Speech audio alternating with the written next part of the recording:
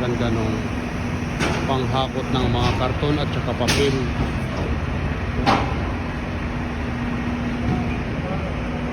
Yun naman yung mga plastic na truck, ang truck yan, hahakotin, no? Napakaganda dapat yan sa Maynila, ganyan, no? Ganda.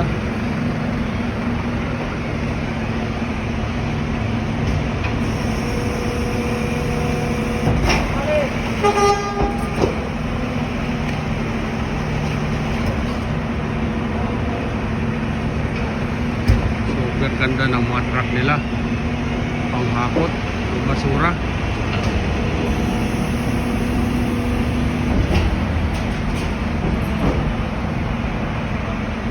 Yan, araw-araw nilang hinahakot yan.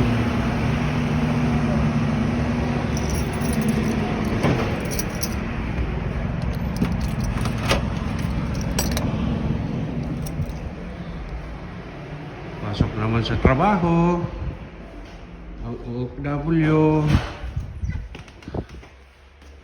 Pasok naman sa trabaho. Tawagin natin yung elevator. 7th floor. Tambay muna ako dito at saka maaga pa naman. God bless po mga kapatid, mga kababayan, OFW sa buong mundo. Naway magdasal muna bago pumasok sa trabaho. God bless.